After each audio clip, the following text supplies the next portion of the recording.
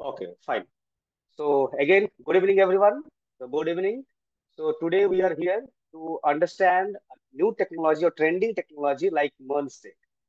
So now, upcoming 1 hour, we will understand about this technology, why it is so important.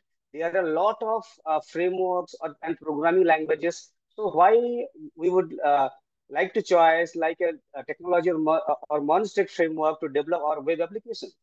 तो जैसे कि हम लोग समझ ही पा रहे हैं, ये एक ऐसा टेक्नोलॉजी है जहां से अभी भी कुछ साल पहले से अभी भी और upcoming trending there are lot of demands.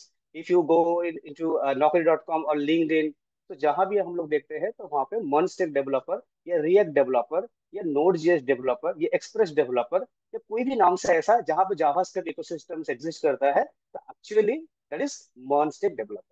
तो अभी हम लोग थोड़ा 1 घंटा बात करेंगे क्या है कोर्स में, क्या कर सकते हैं हम लोग, इसके कैसे कवर करेंगे, क्या क्या कंपोनेंट्स है, क्यों करना चाहिए, तो थोड़ा समझते हैं। तो फर्स्ट हम लोग थोड़ा सा ये समझने की कोशिश करते हैं, व्हाई मॉन्स्टेक। तो एक चीज तो ये क्लियर है, जो अभी हम लोग जो बात करने वाले हैं, we are going to build a web application. तो अभी हम लोग को इतना पता है व्हाट इज वेब एप्लीकेशन। तो वेब एप्लीकेशन इज एप्लीकेशन और is a software which is run using browsers.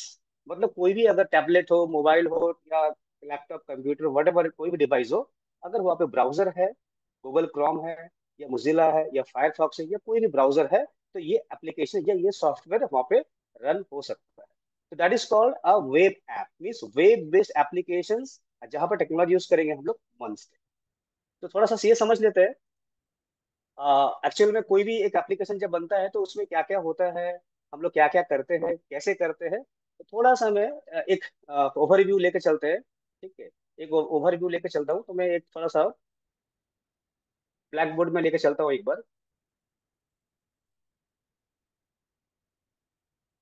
Actually हम लोग तो पहले से ब्लैक बोर्ड में ही करते थे काम, तो अभी तो डिजिटली जमाना है। डिजिटल जमाने में भी हम लोग अभी ब्लैक बोर्ड पे यूज करते हैं, बट डिजिटली करते हैं। ठीक है, तो मैं थोड़ा सा समझाने की कोशिश करूंगा कि एक्चुअल में हम लोग करने क्या वाले हैं। ठीक है, मैं थोड़ा सा कलर ले लेता हूँ, कोई भी एक। फाइन, ठीक है।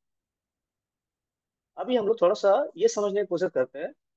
मैं एकदम बेसिक, मतलब 10-15 मिनट में एकदम बेसिक लूंगा, जैसे थोड़ा सा कनेक्ट करने में आसानी हो, क्योंकि हो सकता है आप लोगों में से बहुत सारा फ्रेशर्स हैं आप लोग। ठीक है, मैं assume कर लेता हूँ आप लोग फ्रेशर ही है। तो एक्चुअल में जो टेक्नोलॉजी है वो है मन, MER। तो हम लोग को इतना पता है, this is a web based application बनाने के लिए ये टेक्नोलॉजी चलता है। अल्टीमेटली वेब बेस्ड हो या मोबाइल बेस्ड हो या डेस्कटॉप बेस्ड हो, तो अल्टीमेटली हम लोग ये जानते हैं आज के डेट में क्रॉस प्लेटफॉर्म भी एप्लीकेशन बनता है यूजिंग सिंगल कोड बेस।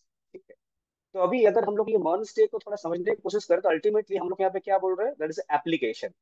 कोई भी एप्लीकेशन जो भी हम लोग मोबाइल पे चलाते हैं या टैबलेट में चलाते हैं या ब्राउजर में, कोई भी लैपटॉप हो, डेस्कटॉप हो, ऑल आर एप्लीकेशन। तो अगर मैं ये एप्लीकेशंस का बात करूं, तो there are lot of type of different types of application. System applications जैसे हो गए ऑपरेटिंग सिस्टम्स। तो ऑपरेटिंग सिस्टम भी एक एप्लीकेशन है, बट ये एक सिस्टम को चलाने के लिए ये मैंडेट है। तो इसका भी कोड होता है कहीं ना कहीं, तो इसका कोड मेनली होता है C एंड C++ पे। अगर कोई भी ओएस का बात करोगे या ड्राइवर का, एक हो गया ओएस, ये भी एक एप्लीकेशन है। एक हो गया एम्बेडेड, या ड्राइवर्स भी बोल सकते हैं, ये एम्बेडेड सिस्टम्स। ठीक है, तो मैं एक शॉर्टकट में यहाँ पे जस्ट लिखता हूँ ड्राइवर्स। कोई भी सिस्टम हार्डवेयर को अगर उसको रन कराना है, जैसे हम लोग कोई डोंगल यूज करते हैं, ये माउस यूज करते हैं, कीबोर्ड यूज करते हैं, तो कोई भी हार्डवेयर के साथ में जब ऑपरेटिंग सिस्टम बात करता है, तो उसके लिए कुछ ना कोई एक तो कोड चाहिए हम लोगों को। That's also driver. यहाँ पे ये C एंड C++ काम करता है। जैसे पाइथन को अगर बनाना है, C एंड C++ करता है। तो दीज आर एक सिस्टम एप्लीकेशन जो सिस्टम को रन कराने की लगे। अब ऐसा कुछ ऐसा जो एप्लीकेशन है, जो वो एप्लीकेशन इस सिस्टम के ऊपर रन होगा, दैट इज हम लोग बोल सकते हैं उसको नॉर्मली एप्लीकेशन। एक सिस्टम एप्लीकेशन और एक यूजर एप्लीकेशन, या यूजर एप्लीकेशन को नॉर्मली हम लोग एप्लीकेशन से बोलते हैं। इस एप्लीकेशन को अगर डिवाइड किया जाए, तो हम लोग यहाँ पे देखते हैं एक होता है डेस्कटॉप एप्लीकेशन। डेस्कटॉप एप्लीकेशन मतलब कौन सा, जो एप्लीकेशन डेस्कटॉप में चले। डेस्कटॉप मीन्स लैपटॉप या कोई एक डेस्कटॉप जो सिस्टम हम लोग बोलते हैं, PC, पर्सनल कंप्यूटर। उस पर जैसे जो भी है VS कोड, जो VS कोड है, या जो मैं ब्राउजर की बात कर रहा हूँ अभी, ये भी एक डेस्कटॉप एप्लीकेशन ही है अगर देखा जाए। तो डेस्कटॉप एप्लीकेशन भी होता है बहुत सारा। उसमें होता है एक डिवाइस एप्लीकेशन, या हम लोग टेक्निकली बोलते हैं इसको नेटिव एप्लीकेशन, नेटिव और डिवाइस। ठीक है, तो नेटिव और डिवाइस का मतलब हो गया ये प्लेटफॉर्म डिपेंडेंट है, जैसे एंड्रॉयड एप्लीकेशन या आईओएस एप्लीकेशन या माइक्रोसॉफ्ट एप्लीकेशन, दैट है डिवाइस एप्लीकेशन और एक नेटिव एप्लीकेशन। थर्ड हो गया यहाँ पे जो सबसे ट्रेंडिंग में आता है, वो आता है वेब ऐप। क्योंकि आज के डेट में अगर इतना मार्केट बूम है, या सारी कंपनियां आज के डेट में अगर ये हो रहा है, सब अपने सर्वर को अपग्रेड कर रहे हैं। जैसे पहले के दिन में अगर हम लोग सब सोचे बैंकिंग सिस्टम, तो पहले बैंकिंग सिस्टम ऐसा नहीं था, सेंट्रल नहीं था, जिसको बोलते सीबीएस ब्रांचिंग। जैसे यहाँ पे कोई आपने विड्रॉल किया तो अदर सिटी में भी वो अपडेट हो जाता था। ठीक है, वो अल्टीमेटली अपने अपने ब्रांच के लिए या अपने अपने कोई इकोसिस्टम के लिए ही वो डिपेंड करता था। ठीक है, वेब ऐप आने के बाद में क्या हो गया कि उस टाइम में तो मोबाइल ऐप नहीं था इतना, और मोबाइल ऐप में इतना ज्यादा हेवी लोड देके कोई काम नहीं करता है। मोबाइल एप्लीकेशन और नेटिव एप्लीकेशन एक on the go on the go type का एप्लीकेशन है। मतलब आपको कुछ छोटा मोटा कुछ काम करना है तो फटाक से आपने ऐप निकाला, कुछ कर लिया। लेकिन अगर डिटेल्ड में अगर कुछ करना है तो वी मतलब हम लोग को वी नीड ऐसा कोई सॉफ्टवेयर जहाँ पे टोटल फीचर्स हो। जैसे अगर बैंकिंग ऐप की बात करोगे आप, तो हम लोग जो ऐप यूज करते हैं कोई भी बैंक का, वो स्टेट बैंक हो, आईसीआईसीआई हो, एचडीएफसी हो, वट एवर इट, आप उसका जो मोबाइल वर्जन आता है उसमें सारे फीचर्स नहीं होता है, वो पॉसिबल भी नहीं है। क्योंकि सारे फीचर को उसमें डालना बहुत सारे प्रॉब्लम्स है। लेकिन वो वेब ऐप में क्या होता है कि उसका सर्वर मेंटेन हो रहा है बैकएंड से, सारे फीचर लाइव अपडेट हो रहा है, आपको लाइव मिल रहा है। एंड्रॉयड या डिवाइस ऐप में बहुत सारे लिमिटेशंस भी है, बहुत सारे थ्रेड्स भी है, उसको इंस्टॉलेशन या अपडेट रेगुलर करना पड़ता है। वेब ऐप में ऐसा कुछ नहीं है। तो वेब ऐप वो वर्जन एक सॉफ्टवेयर का है जो सॉफ्टवेयर पहले के दिन पे चलता था डेस्कटॉप पे। मतलब वही सॉफ्टवेयर बनता था डेस्कटॉप के लिए, लेकिन वो लिमिटेड होता था लोकल नेटवर्क के लिए या उसी सिस्टम के लिए। उसको फिर से अपडेट करो, अपग्रेड करो, ऐसा था। उसी सॉफ्टवेयर को क्या किया, ये सिस्टम को उससे एक ही सिस्टम में उसको इंस्टॉल कर दिया गया। उस सिस्टम के थ्रू से डिफरेंट डिफरेंट सिस्टम एक्सेस करने लगे थ्रू वैन। बस इतना डिफरेंस है। वाइड एरिया नेटवर्क मतलब इंटरनेट। अगर इंटरनेट का थ्रू से वही सॉफ्टवेयर को अगर यूज किया जाए, तो यहाँ पे वही सर्वर है जो सर्वर पहले यूज होता था। अगर बैंक के लिए था तो बैंक का ब्रांच में था ये, तो ये अभी एक सेंट्रल ब्रांच में चला गया। और यहाँ से कोई भी सिटी हो, कोई भी नोड हो, कोई भी ब्रांच हो, तो इंटरनेट उसी एप्लीकेशन को वो एक्सेस कर रहा है। तो जो एप्लीकेशन यूज करने के लिए मुझे ये वेब चाहिए, मतलब ब्राउजर चाहिए, www.abc.com, ये HTTP या HTTPS, ये जो प्रोटोकॉल है HTTP प्रोटोकॉल, उस प्रोटोकॉल के ऊपर अगर रन करता है, that is called web application. इतना तो समझ में आ रहा है। तो वेब एप्लीकेशन मतलब वो सॉफ्टवेयर जो मुझे ब्राउजर का सपोर्ट चाहिए। जैसे रिएक्ट का दो पार्ट होता है, हम लोग थोड़ा सा डिस्कस भी करेंगे। रिएक्ट का दो पार्ट होता है।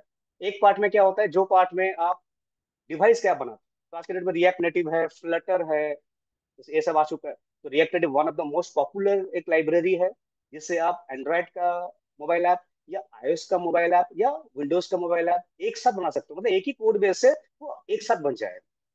ठीक है, तो अगर ऐसा कुछ करना है तो एक साथ कर जाएगा। Can you continue English sir? या definitely.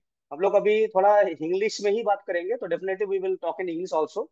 So if you have any question you can ask in English only, okay? क्योंकि मैं थोड़ा सा हिंदी मिक्स करके बोलूंगा, क्योंकि ऑडियंस, हम लोग का जो ये प्रेजेंटेशन है mainly based on English.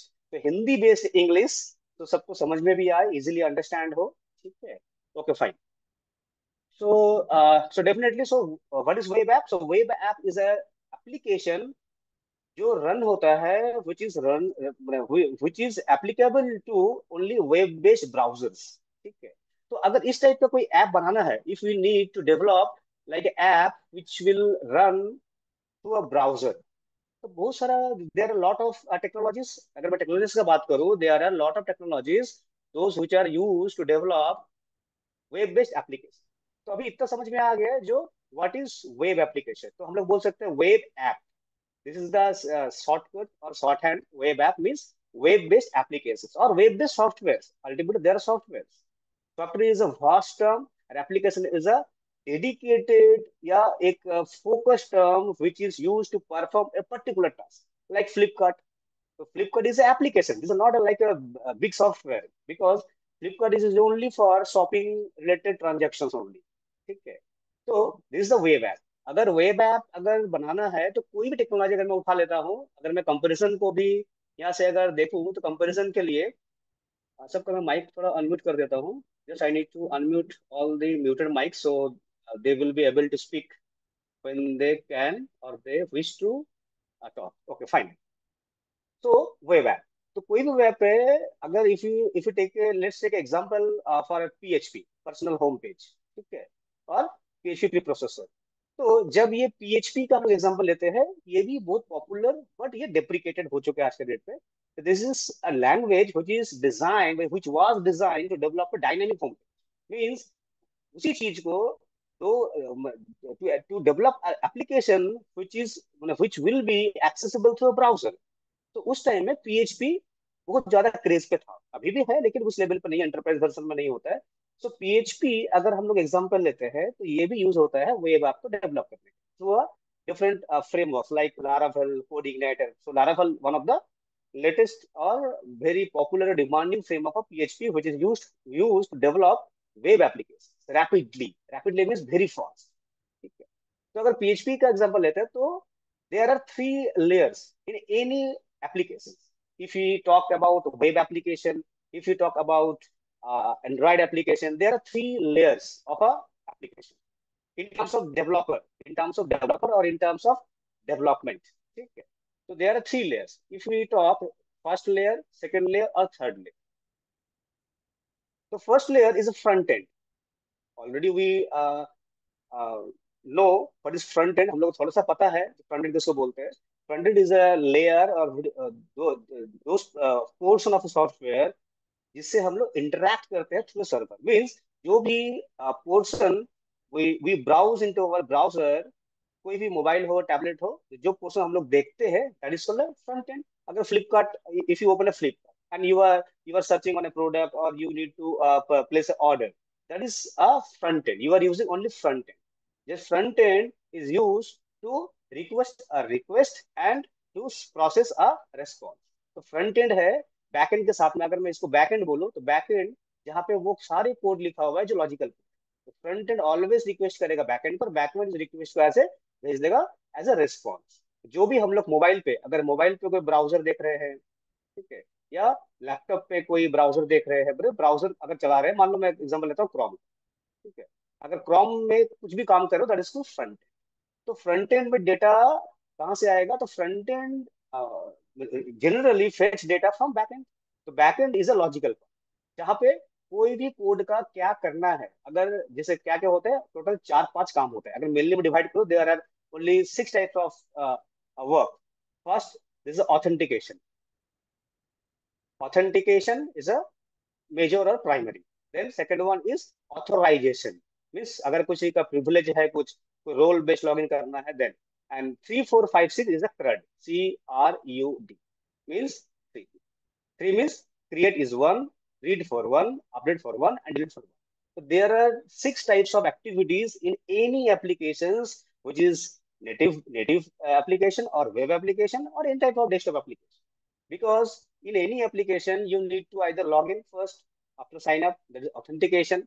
Based on your authentication or based on your roles. So based on your roles, you have few privileges.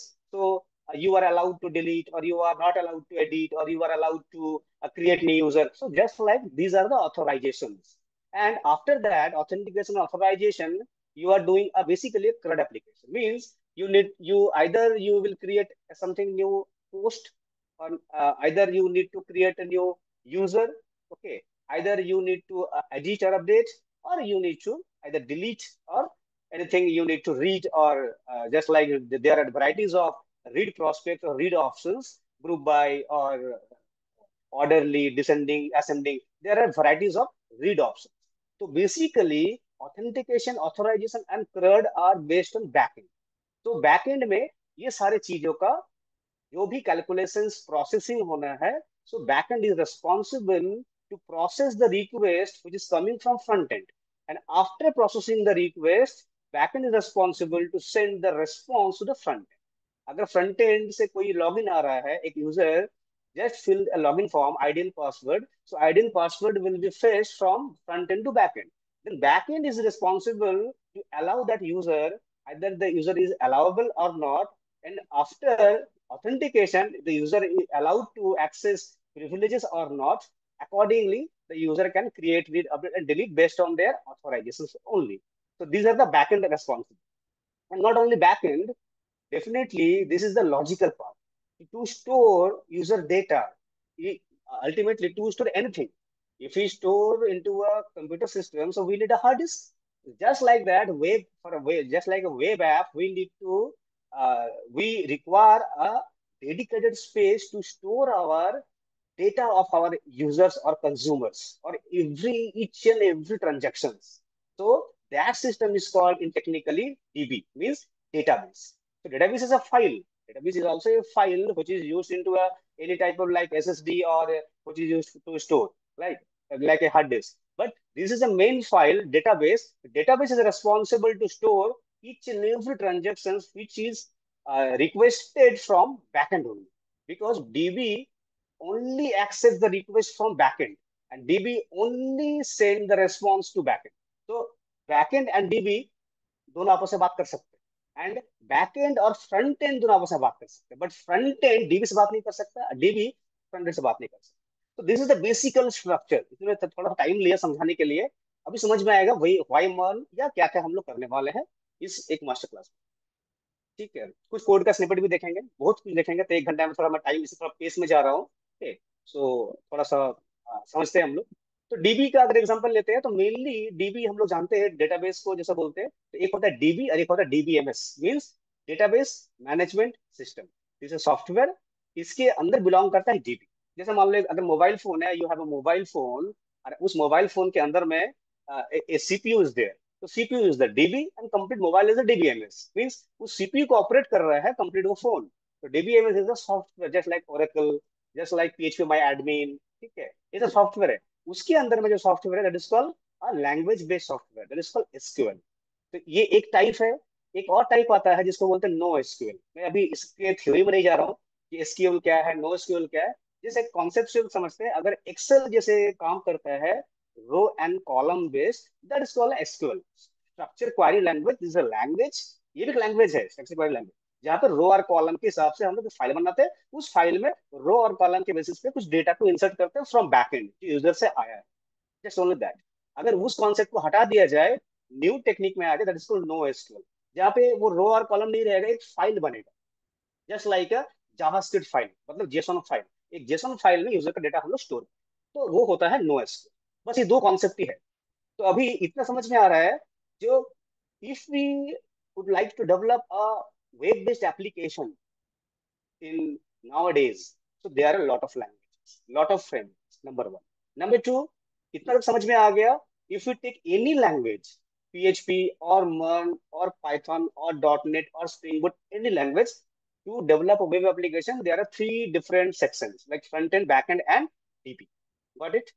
तो इसका मतलब हो गया वी नीड टू अंडरस्टैंड या we need to learn three different sections in computer science or computer language there are three different types or three different languages to operate these three types of sections मतलब अगर मैं computer language में बात करूं तो ऐसा कैसा होता है जैसे अभी मैं हिंदी में बात कर रहा हूँ इंग्लिश में बात कर रहा हूँ मिक्स करके बात कर रहा हूँ मैं 1 घंटे के बाद में किसी और से ये बात करूँ इसी लैंग्वेज में बात करूँ नहीं कंप्यूटर साइंस बोल रहा है नहीं प्रोग्रामिंग बोल रहा है नहीं you need to pick a few set of languages for front end and you need to pick a few set of language for backend and you need to take a dedicatedly few languages are there for DB. So you need to learn three different languages simultaneously. जैसे अगर front and का बात करूं तो यहाँ पे बहुत सारे टाइप है जो मैंडेट है एकदम HTML, CSS और जावास्क्रिप्ट अगर ले तो ना ले अगर मैं जावास्क्रिप्ट लिख देता हूँ ठीक है नाउ डेज विदाउट जावास्क्रिप्ट तो कोई भी साइट डजंट एग्जिस्ट ठीक है nowadays there is no any website which doesn't contain JS मतलब जावास्क्रिप्ट तो HTML CSS JavaScript is a single state ये आपको आना ही है you need to learn basics और basic to advance level you need to learn you need to understand how to write why it is important and what is HTML CSS and JavaScript this is a front इसी का बहुत सारा alternate है but you need to understand the basic concept HTML CSS JavaScript just like there are Bootstrap Tailwind CSS Material UI बहुत सारा है ऐसा बहुत सारा सीएसएस का फ्रेमवर्क है जो सीएसएस का फ्रेमवर्क एचटीएमएल और सीएसएस का काम एक साथ कर देता है but you need to still you need to learn JavaScript separately तो जावास्क्रिप्ट उसमें नहीं है तो जावास्क्रिप्ट आपको सीखना ही पड़ा नंबर वन तो ये लैंग्वेज अभी समझ में आ गया जो मैं अभी फ्रंट एंड के लिए कुछ भी करूँ जो भी करूँ मुझे जावास्क्रिप्ट को तो पढ़ना पड़ेगा इन एनी हाउ अगर मुझे डेवलपमेंट में रहना है तो इतना तक तो थोड़ा अगर समझ में आ रहा है तो मैं हम लोग बात कर सकते हैं फाइन अभी बैकएंड के लिए if you develop backend, so there are lot of languages like PHP है, पाइथन है, ठीक है, फिर जाकर सी शार्प है, जावा है, ऐसे बहुत सारे लैंग्वेजेस है। इसकी एक लैंग्वेज और भी है, जावा स्क्रिप्ट है खुद। क्योंकि अप टू 2008, 2008 तक JavaScript has been developed by Brendan Eich in 1995. In 1997 it was standardized by ECMA International, yes इसको बोलते ES1। 1997 से till 2008 JavaScript was used for only front end development। वो बैक एंड और dB में कोई उसका role नहीं था। But when JavaScript came as a name Node.js in 2008, so Node.js is responsible to run JavaScript outside the browser। मतलब ऐसा एक लैंग्वेज है जो ब्राउजर के बिना रन नहीं होता था पहले 2008 तक। जैसे मान लो पीएचपी रन कराना है तो PHP can run as well as into browser using HTML injection, या आप उसको बाहर एज टर्मिनल में भी यूज कर सकते हैं। पाइथन को भी अगर रन कराना है तो एचटीएमएल मैंडेट नहीं है, you can run Python using HTML also with few libraries. But आप पाइथन को डायरेक्टली टर्मिनल पे रन करा सकते हो सर्वर में, वैसे ही हर लैंग्वेज को आप टर्मिनल में रन करा सकते हो, मतलब आप बिना ब्राउजर के भी रन करा सकते हो। लेकिन जेएस में ऐसा नहीं था। जावास्क्रिप्ट ऐसा एक लैंग्वेज था 2008 तक जो उसके लिए सिर्फ ब्राउजर ही चाहिए, ब्राउजर के बिना वो रन नहीं कर सकते। तो 2008 तक JavaScript was used to develop only front end, ठीक है। लेकिन 2008 में जब नोड आ गया, नोड जेएस, NODE, अल्टीमेटली वही जावास्क्रिप्ट ही है, नाम को अलग करना पड़ा। क्यों? तो जावास्क्रिप्ट मतलब वो ब्राउजर में काम कर रहा है, नोड है तो ये ब्राउजर का बाहर काम कर रहा है। Same application, same engine, just like V8, जो इंजन ब्राउजर के अंदर है उस ब्राउजर इंजन को, मतलब उस एप्लीकेशन को, उस सॉफ्टवेयर को, जस्ट लाइक टेक्निकली उस ट्रांसपाइलर को, मतलब इंटरप्रेटर को बाहर निकाल दिया गया, एक नाम दे दिया गया, दैट इज कॉल्ड नोड। जब ये नोड आ गया तो ये जावा स्क्रिप्ट यहाँ भी काम करना स्टार्ट कर दिया। तो जावा स्क्रिप्ट अभी बोल रहा है मैं तो अब बैकएंड के लिए भी काम कर सकता हूँ, सेम लैंग्वेज, नंबर टू। लेकिन पीएचपी ऐसा नहीं है, पीएचपी ओनली काम करता है बैकएंड में, Python is only used in backend only, no there is no space for front end as well as DB. तो Python, PHP, Java, C sharp all are specially designed for only backend, not for database management system or DB, or not for you, not in use for front end development।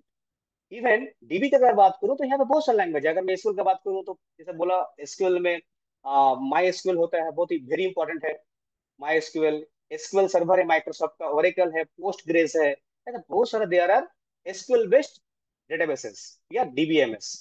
जब no SQL का बात करते हैं तो वहाँ पे बहुत सारे डायनामो डीबी है, सबसे इंपॉर्टेंट अभी है मोंगो डीबी, ठीक है। तो मोंगो डीबी जो है वो है एक नो एसक्यूएल बेस्ड डेटाबेस, जहाँ पे रो कॉलम नहीं होता, there is a simple JSON file जहाँ पे की वैल्यू पेयर पे डेटा को हम लोग स्टोर करते हैं। अगर आप लोगों को पता है तो वेरी गुड, नहीं पता है तो हम लोग अगर कोर्स करेंगे तो समझ में आएगा। This is a file based database management system, very fast और वेरी बहुत ज्यादा सिक्योर भी, और बहुत ज्यादा compatible with backend and front and. अब समझते हैं क्यों।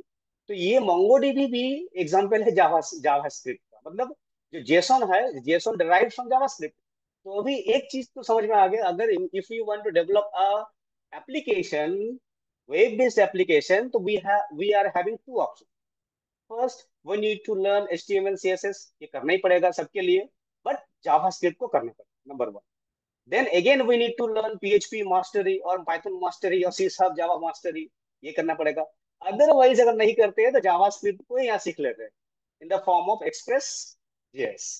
अगर डीबी में डेटाबेस में अगर मुझे माई एसक्यूएल का फिर से क्वेरी सीखना है, या एसक्यूएल का क्वेरी सीखना, अगर मैं सीखाऊं पहले से, then well and good, otherwise we need to learn freshly. तो फिर डेफिनेटली अगर मुझे जावास्क्रिप्ट सीखना है तो जावास्क्रिप्ट से मैं ये मोंगोडीबी को सीखूंगा, तो ये भी अल्टीमेटली जावास्क्रिप्ट होगा।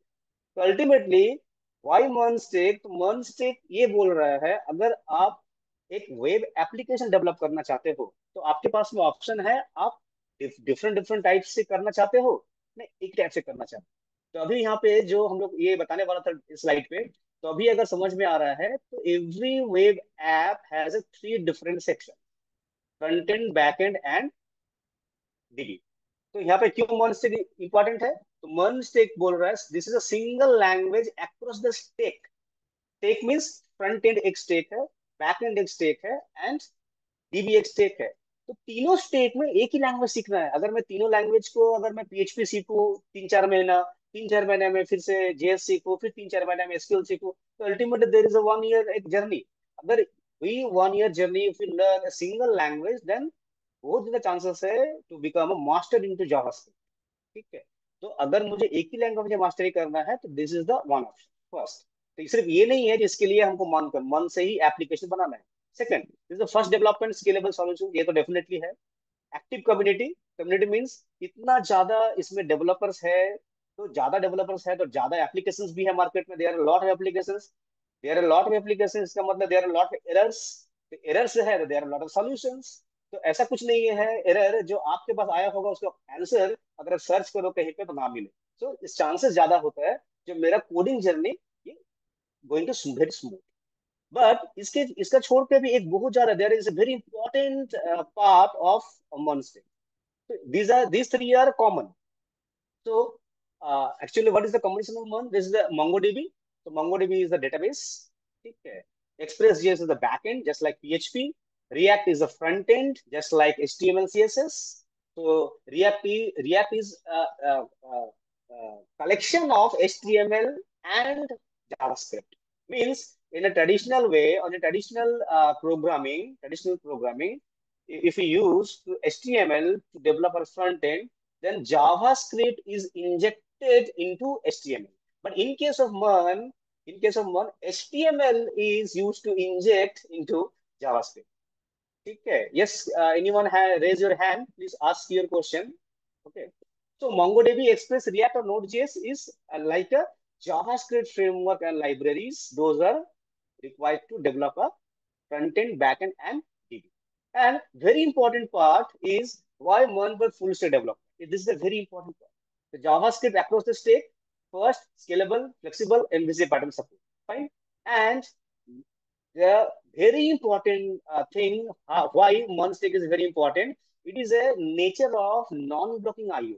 Non-blocking IO is found in JavaScript ecosystem because its asynchronous nature of JavaScript is inbuilt. JavaScript has an inbuilt feature of asynchronous nature, just like async await keywords are there in only JavaScript. So, along with front end, back end code, वो भी जो back and का जो code लिख रहे हैं ना वो भी async await हो जाता है। Means back and code is also compatible with async await। Means जैसे मान लो दो लाइन का कोड चल रहा है, तो नॉर्मल प्रोग्रामिंग क्या जैसे लाइक पीएचपी, अगर मुझे दो लाइन का कोड है या तीन लाइन का कोड है, तो जब तक दो लाइन कोड रन नहीं करेगा थर्ड लाइन भी नहीं आएगा। ठीक है। थर्ड लाइन आने के लिए फर्स्ट एंड सेकंड लाइन को आना पड़ेगा, that is called synchronous programming. But in case of merge mean JavaScript, हम लोग इस पे एसिंक्रोनस नेचर को as well as front end and back end दोनों के लिए इंप्लीमेंट कर सकते हैं। तो जहां पे हम लोगों को ऐसा रिक्वायरमेंट होता है, इवन होता ही है, कि जितना सारे चैट एप्लीकेशन हम लोग देखते हैं, जो भी आप देख रहे हो, सब वो जावास्क्रिप्ट के इकोसिस्टम में बनता है। क्यों? क्योंकि दिस इज एसिंक्रोनस नेचर। मतलब अगर मेरा लाइन नंबर 1 से लेकर लाइन नंबर 10 चल रहा है, तो लाइन नंबर 3 में अगर कोई डेटा अभी तक नहीं आया है, तो 3 को वेट में डाल दिया जाएगा, 4 5 6 अपने आप चलता रहेगा। मतलब पूरा कोड साइमल्टेनियसली चलेगा। This is called non blocking in nature. तो नॉन ब्लॉकिंग आईओ ये जो फीचर है। यस, कौन बोलना चाह रहे हो?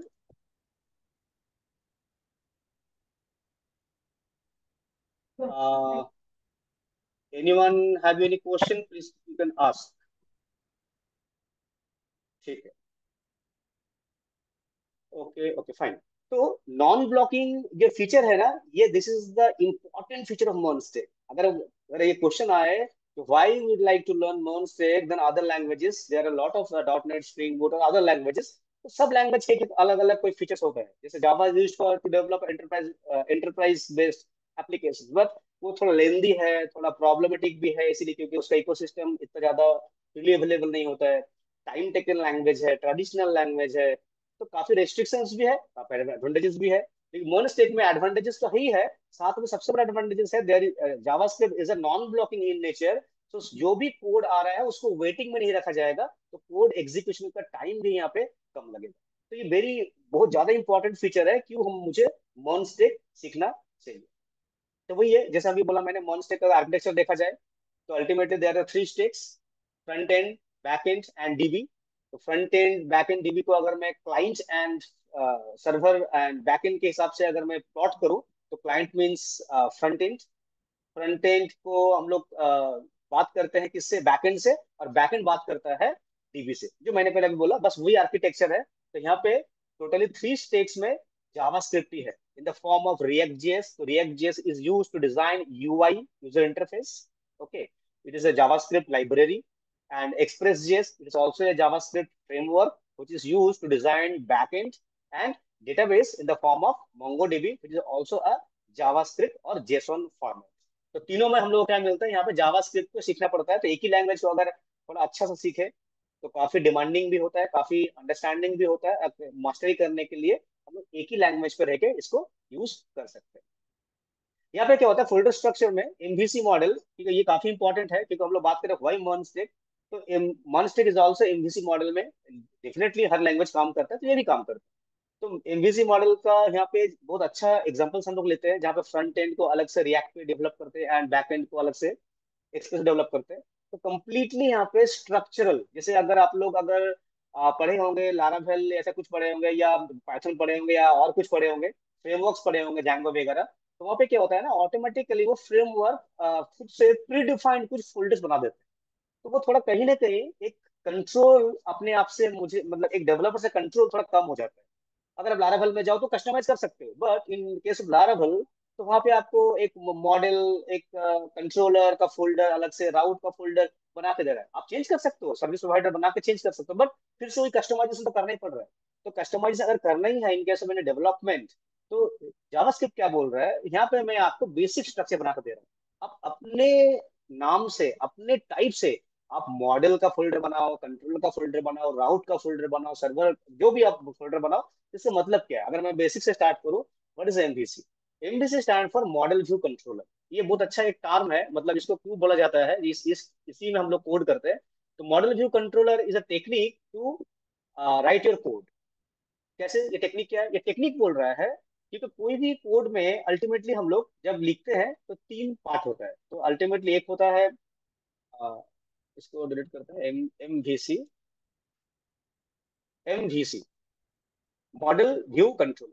तो यहाँ पे कोई भी, जैसा अभी एक बोला मैंने, जो देर आर 3 डिफरेंट सेक्शंस। तो 3 डिफरेंट सेक्शंस का मतलब होता है, जो भी कोड लिख रहे हो, आइदर आप लिख रहे हो फ्रंट एंड के लिए, या लिख रहे हो आप बैक एंड के लिए, या आप लिख रहे हो डेटाबेस के लिए, तीन ही कोड लिख रहे हो। ये तीनों कोड को छोड़ के और भी एक होता है जिसको बोलते हैं हम लोग राउट्स। राउट्स मतलब क्या होता है, राउट्स मतलब यूआरएल। आप जब लिखते हो ना, जैसे मान लो HTTP s://abc.com /login, this is called, ये राउट का एग्जांपल। तो ये राउट अवेलेबल है कि नहीं है, ये राउट एक्सेसिबल है कि नहीं है, इसको बताने के लिए हम लोग को राउट को भी लिखना पड़ता है, राउट को भी मैनेज करना पड़ता है। तो ये राउट का भी हम लोग अलग से एक कंट्रोल बनाते हैं, हर लैंग्वेज में, हर एमवीसी मॉडल में होता है। तो एमवीसी मॉडल बोल रहा है आप कोड को मिस मत करो, जो भी आपका बैकएंड का कोड होगा वो आप कंट्रोलर में लिखो। मतलब जो भी लॉजिकल कोड होगा, जैसे मान लो कोई लॉगिन फॉर्म आ रहा है, तो लॉगिन फॉर्म का जब फॉर्म आएगा तो ये इस यूजर से आएगा, तो ये राउट मुझे वैलिड करेगा, हाँ ये राउट अलाउड है। तो ये राउट चला जाएगा कंट्रोलर के पास में, कंट्रोलर के पास में जाएगा, बोलेगा देखो मेरे पास फॉर्म आया है, उस फॉर्म में there is user name and password, you need to check if user name is available, और ये वैलिडेट करता है डेटाबेस से, एंड एसोसिएटेड पासवर्ड जो उसके साथ में लिंक्ड है वो पासवर्ड ही वैलिड करता है। Then you can allow to this user to access your, जो भी सॉफ्टवेयर उसके पास में है, जो भी सर्विसेज है, जो भी फीचर्स है, बेस्ड ऑन योर रोल। अगर कोई एडमिन है तो उसका प्रिविलेज होगा, उसको एडमिन डैशबोर्ड मिलेगा। अगर कोई यूजर है तो यूजर का डैशबोर्ड मिलेगा। तो जो भी है वो उसको पास करेगा।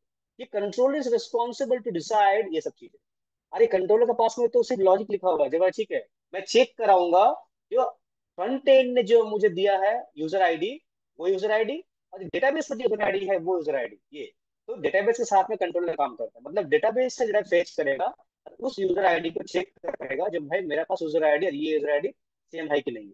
तो सेम है तो फिर पासवर्ड चेक करेगा। तो अल्टीमेटली कंट्रोलर में वो कोड लिखते हैं हम लोग, जो लॉजिकल पार्ट का कोड सारे उसमें एग्जिस्ट करता है।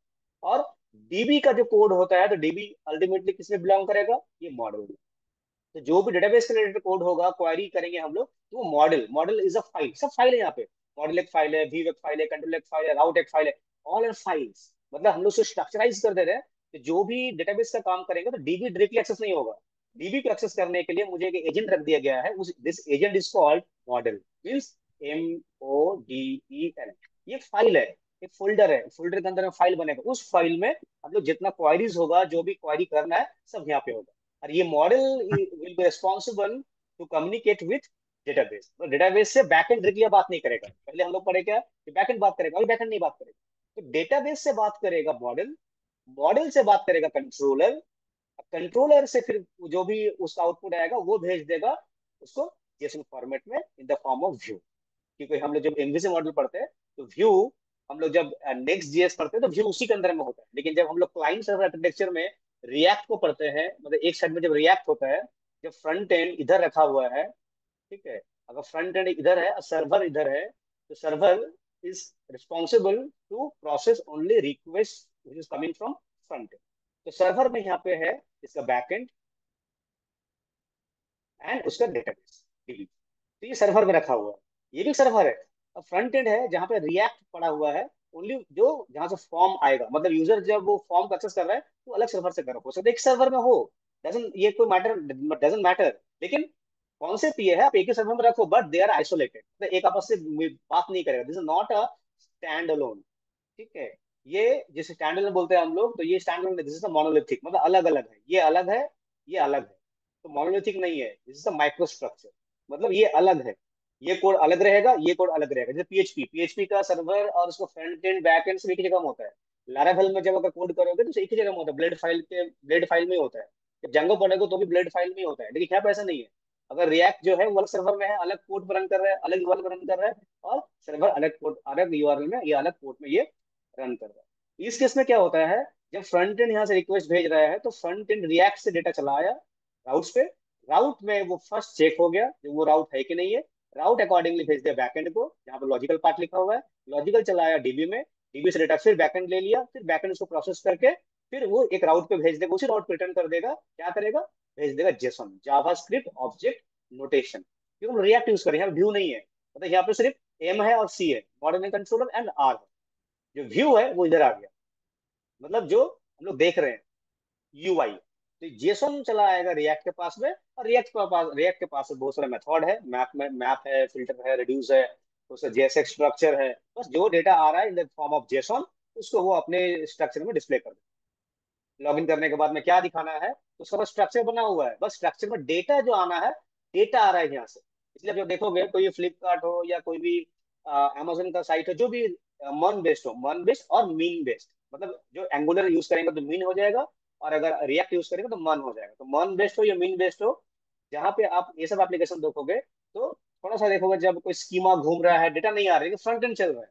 लेकिन अगर कोई स्टैंडर्ड एप्लीकेशन होता, तो स्टैंडर्ड एप्लीकेशन में अगर वो फ्रंट एंड बैक एंड बंद है तो फ्रंट एंड भी नहीं चला, क्यों, दोनों एक साथ में है। यहाँ पे ऐसा नहीं है, फ्रंट एंड अलग है, बैक एंड अलग है।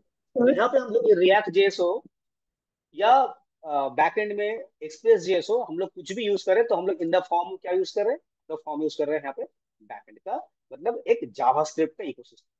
तो यहाँ पे जावास्क्रिप्ट यूज करने से क्या होता है, अल्टीमेटली जो भी हम लोग फंक्शंस पढ़ते हैं, एक अगर प्रोग्रामिंग लैंग्वेज की बात करते हैं, तो programming language contains variables, data types, जैसा कंडीशनल स्टेटमेंट्स मतलब इफ एल्स, फंक्शन प्रोग्रामिंग मतलब फंक्शंस, फिर जगह कुछ ऑब्जेक्ट होता है नॉन प्रिमिटिव में, ऑब्जेक्ट एंड एरेज, ये सारे जो भी है ये सारे एक प्रोग्राम का ही पार्ट है। तो इस प्रोग्राम में जो भी प्रोग्रामिंग करने के लिए रिएक्ट में यूज करेंगे उसी को हम लोग एक्सप्रेस में यूज करेंगे। तो अल्टीमेटली क्या होता है यहाँ पे, एक ही स्टेक में हम लोग सारे काम को एक साथ करेंगे। फाइनली जब बन जाता है तो रिएक्ट हम लोग को बिल्ड करने का प्रोसेस देता है, क्योंकि अल्टीमेटली बिल्ड हम लोग क्यों करते हैं, बिल्ड का मतलब होता है, जैसे एक चीज तो हम लोग को ये पता है ना, कोई भी ब्राउजर हो आज के डेट में HTML CSS एंड जावास्क्रिप्ट को सिर्फ रन कर सकता है, मतलब मॉडर्न जावास्क्रिप्ट को भी नहीं, क्योंकि जावास्क्रिप्ट को दो पोर्शन है, ये दो वर्जन है, एक common JS up to 2015 and post 2015 के बाद बोलते हैं हम लोग मॉड्यूल जेएस या एडवांस जेएस। तो जो भी रिएक्ट में या एक्सप्रेस में कोड लिखते हैं ना, वो एडवांस जेएस पे लिखा जाता है। तो क्या होता है, अल्टीमेटली आज के डेट में कोई भी ब्राउजर वो normal HTML, normal CSS and normal JavaScript को रन कराता है, तो रिएक्ट तो रन नहीं कर सकता वो। अब बोलोगे सर रिएक्ट तो हम लोग सीखेंगे, रिएक्ट में ही कोड लिखेंगे, रन कैसे होगा, सिर्फ React is a library to develop your code. आपने फटाफट कोड बना लिया, कोड को रेडी कर लिया, जो कोड आप कोर जावास्क्रिप्ट से लिखते हैं तो काफी लेंदी होता, काफी मेस होता, हो सकता नेक्स्ट टू इम्पॉसिबल भी हो जाता। कि वहां पे आप एजेक्स कॉल करोगे, फिर जाके एजेक्स का फॉर्मेट में डिफरेंट डिफरेंट लाइब्रेरी यूज करोगे, जे क्वेरी यूज करोगे, तो वो थोड़ा सा कॉम्प्लेक्स हो जाता है क्योंकि वो फ्रंट एंड में हेवी लोड गिर जाता है। लेकिन रिएक्ट उसको वर्चुअल डॉम में ही मैनेज करता है in the form of web app. तो वो कोड बेस एक स्ट्रक्चर वे में दिखता है, लेकिन अल्टीमेटली जब वो हम उसको बिल्ड करते हैं, रिएक्ट का जब डेवलपमेंट कंप्लीट हो गया, टेस्टिंग हो गया, बिल्ड करना मतलब फाइनली उसको यूज करना है, डिप्लॉय करना है, मतलब कहीं इसको होस्ट करना है, कोई सर्वर में लोड करना है या अपलोड करना है, इसको टेक्निकली डिप्लॉयमेंट या होस्टिंग। उससे पहले उसको करना पड़ता है बिल्ड। बिल्ड मतलब ब्राउजर जो लैंग्वेज में समझता है, जिस कंपैटिबिलिटी में, जो नॉर्मल HTML, नॉर्मल CSS है, नॉर्मल जावास्क्रिप्ट, मतलब .js फाइल को समझते हैं वो नॉर्मल, उस नॉर्मल बिहेवियर में कन्वर्ट करने का जो टेक्निक यूज होता है, बेबल एंड वेब पैक जो यूज होता है अंदर में, ये सारे लाइब्रेरीज के अंदर में। जैसा एक एक और आता है बंडलर, जिसको बोलते हैं वीट, तो रिएक्ट के साथ में हम लोग वीट भी यूज करते हैं। These are bundler. बंडलर मतलब वो लोग क्या करता है, वो डेवलपमेंट को भी थोड़ा आसान बनाता है, और जब बिल्ड करते हैं मतलब उसको बोलते हैं भाई ठीक है मेरा अब एप्लीकेशन बन गया है, just you need to convert into a normal JS, HTML, CSS format, which is commonly runnable by any browser। तो वो काम वो लोग करके देता है। बस वो वर्जन को हम लोड करते हैं जहाँ पे नॉर्मल, जो पहले कॉन्सेप्ट बोला, जब normally JavaScript use to inject into HTML, मतलब HTML का स्ट्रक्चर रहेगा जहाँ पे एक जावास्क्रिप्ट का फाइल रहेगा, एक CSS का फाइल रहेगा, मोर देन वन हो सकता है, बट नॉर्मली एक CSS का फाइल, एक जावास्क्रिप्ट फाइल माइग्रेट होता है एक फाइल के अंदर, HTML फाइल के अंदर, to run CSS and JavaScript. तो उसको वहां पे वो उस स्टेट में ला के दे देता है। हम लोग को वो करना पड़ता है डिप्लॉय। डिप्लॉय करने के बाद में हम उसको वहां पे यूज करते हैं। तो ये सारी चीजें हैं नॉर्मल एक डिप्लॉयमेंट प्रोसेस तक। तो ये कॉमन एक स्ट्रक्चर है। वाई मन स्टेक क्यों करना है, all are JavaScript framework. Yes. Shravani, Shravani आप कुछ बोलोगे, आपने हैंड रेस किया है। Shravani. Yes sir. Yes please. Yes please tell.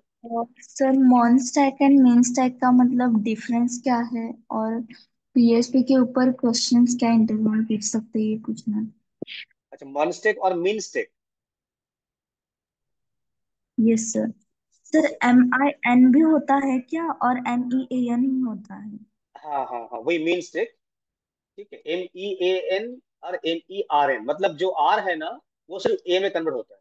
ठीक है, जैसे मोंगोडीबी वहां पे है, यहाँ पे एक्सप्रेस है, ये जो आर है, ठीक है, ये आर यहाँ पे हो जाता है ए। तो एम वहां पे कॉमन है, ई भी कॉमन है, एन भी कॉमन है। तो अभी अगर मैं ये दो इकोसिस्टम का बात करूं, तो ये दो इकोसिस्टम में ये जो आर है, दिस इज कॉल्ड रिएक्ट, जो फेसबुक वाले ने बनाया है। क्योंकि ये रिएक्ट को डेवलप किया है फेसबुक ने 2011 में, जो पब्लिकली 2013 में सबके लिए अवेलेबल हो जाता है। और ये एंगुलर है, इसको बनाया है गूगल ने। बाकी दोनों के सिस्टम सेम है, जैसे गूगल ने टाइप स्क्रिप्ट भी बनाया है, तो दोनों सेम है। मैं सॉरी, माइक्रोसॉफ्ट में, दोनों सेम है, लेकिन एंगुलर और रिएक्ट जो है, अल्टीमेटली दोनों ही जावास्क्रिप्ट का ही इकोसिस्टम है। सिर्फ अलग अलग लैंग्वेज में वो लोग अलग अलग थोड़ा फ्रेमवर्क से, अलग अलग टेक्निक से वो लोगों ने लिखा है।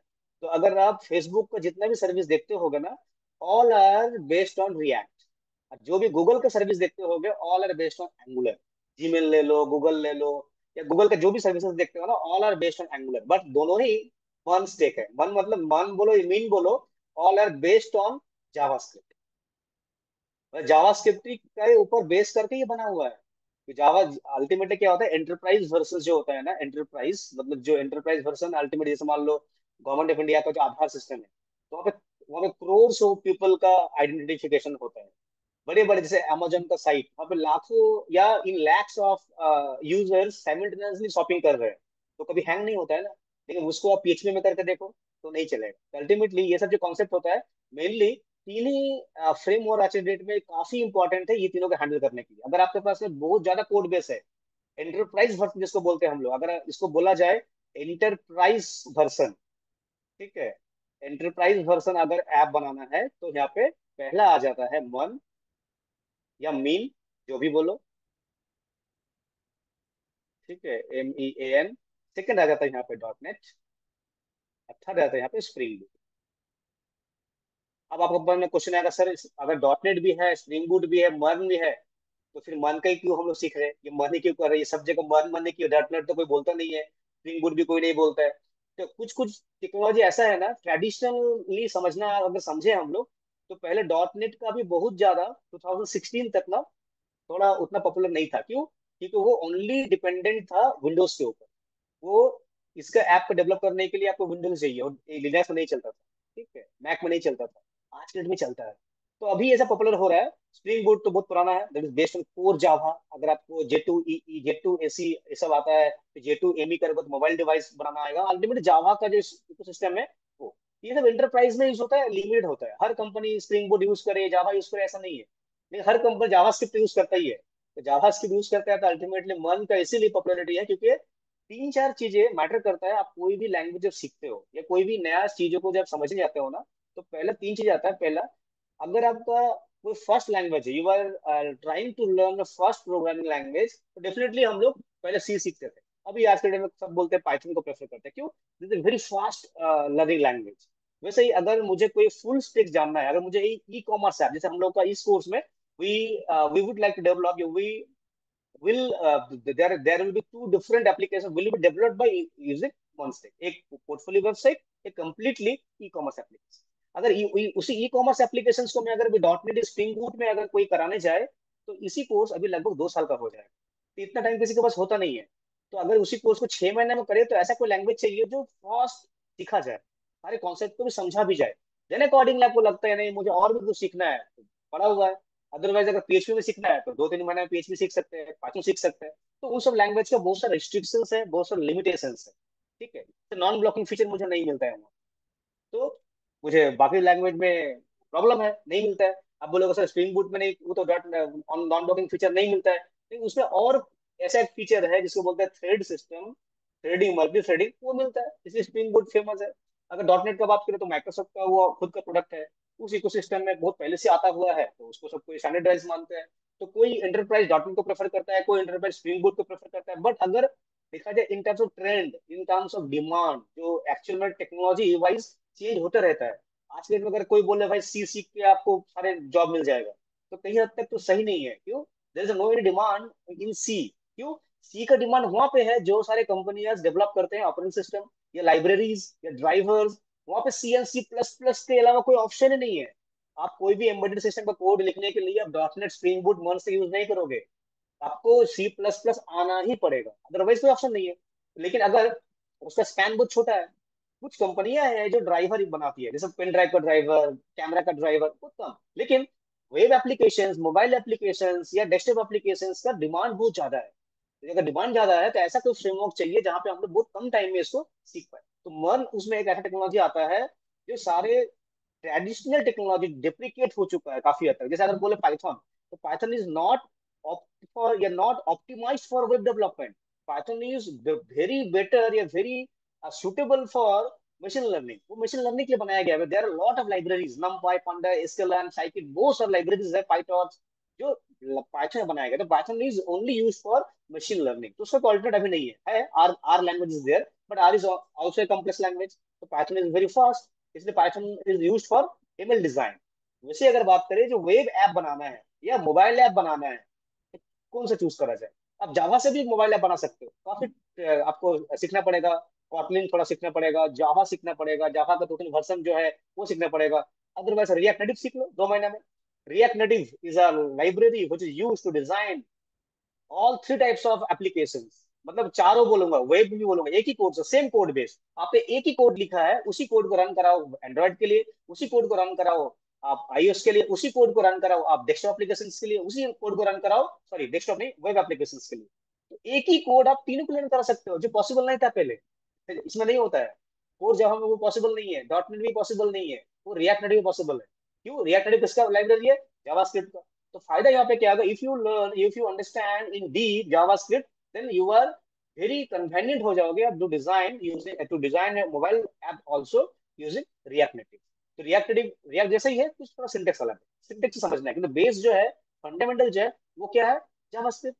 अगर आप बोलोगे नहीं मुझे फिर से अलग से कुछ सीखना है, गूगल का जो ये है डार्ट, डार्ट लैंग्वेज, अगर आप डार्ट सीखोगे, तो डार्ट सीखने के बाद में उसका फ्रेमवर्क है फ्लटर, तो फ्लटर भी सीखो अलग से। तो वही चीज फ्लटर जो काम कर रहा है टू डेवलप मोबाइल एप्लीकेशन, अगर रिएक्ट नेटिव सीख लो, और रिएक्ट नेटिव सीखने के लिए मुझे क्या समझना पड़ेगा? जावास्क्रिप्ट। तो मुझे जावास्क्रिप्ट थोड़ा अच्छा से समझ में आ गया, इसलिए इस कोर्स को 9 मंथ का रखा गया है। 9 मंथ का कोर्स का मतलब होता है, this course has been design ऐसे करके, first 3 month will be only JavaScript, एकदम स्क्रैच से what is variable, what is data, to object oriented programming class syntax तक समझाया गया है। तो फर्स्ट 3 महीने में अगर हम लोग जावास्क्रिप्ट को समझ जाते हैं, what is JavaScript, how JavaScript and why JavaScript, तो जावास्क्रिप्ट को अगर थोड़ा मास्टरी कर लेंगे तो मुझे एक्सप्रेस में कोड लिखना, रिएक्ट में कोड लिखना, रिएक्ट नेटिव में कोड लिखना, ये सारे मुझे अलग से उतना समझने की जरूरत नहीं है। लेकिन अगर मैं कोई और लैंग्वेज सीखना चाहूँ तो फिर से उसके लैंग्वेज सीखो, फिर से उस लैंग्वेज में पढ़ाई करो। एक और पॉइंट है, there is another point, another point, कि कभी भी आप कोई भी एक लैंग्वेज में अगर आप मास्टरी कर लेते हो ना कम टाइम में, इसके बाद आप कोई भी लैंग्वेज हो, अगर आप मन स्टे करने के बाद में आप लारावेल सीखने जाओ, या मन स्टे करने के बाद में जैंगो सीखने जाओ, या डॉट नेट सीखने जाओ, स्प्रिंग बूट सीखने जाओ, तो आपको हार्डली 2 महीने लगेगा। क्यों? क्योंकि you know very well all the programming concepts, object oriented concepts, array क्या है, ऑब्जेक्ट क्या है, कैसे फंक्शन काम करता है, कैसे ऑब्जेक्ट काम करता है, कैसे डेटा एपीआई कॉल होता है, यू नो एवरी, सब कुछ आपको पता है। क्यों? आपने ऐसा लैंग्वेज चूज किया जहाँ पे वेरी फास्ट इसको सिखाया गया है, ये सिखाया जाता है। उसके बाद अगर कोई कॉम्प्लेक्स एप्लीकेशन को बनाने के लिए या कॉम्प्लेक्स आर्किटेक्चर डिजाइन करने के लिए आप अगर कोई लेंदी फ्रेमवर्क यूज करते हो, स्प्रिंग बूट जैसा, डॉट नेट जैसा, तो आपको सिर्फ उसका सिंटेक्स समझना पड़ेगा। क्योंकि आपको पता है ऑब्जेक्ट क्या है, व्हाट इज ऊप्स, ऑब्जेक्ट का एनकैप्सुलेशन आपको पता है, इनहेरिटेंस पता है, पॉलीमॉर्फिज्म पता है, एब्स्ट्रैक्शन पता है, कैसे कोड लिखता है वो पता है, एपीआई क्या होता है वो पता है, you know how to fetch data using API, API कैसे काम करता है, ये सारे आपको पता होगा। क्यों? ये सारी चीजों के लिए जो टेक्नोलॉजी होता है, जैसे रेस्ट एपीआई, वो सबके लिए कॉमन है।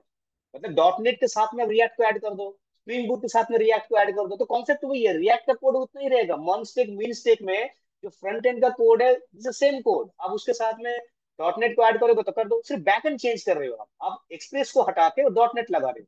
तो डॉट नेट में सिर्फ वो मॉडल और कंट्रोलर एंड राउट कैसे लिखा जाता है, बस वही सीखना है आपको। बाकी कॉन्सेप्ट तब सीख के आ गए हो मन स्टेक से। तो this is the fundamental thing.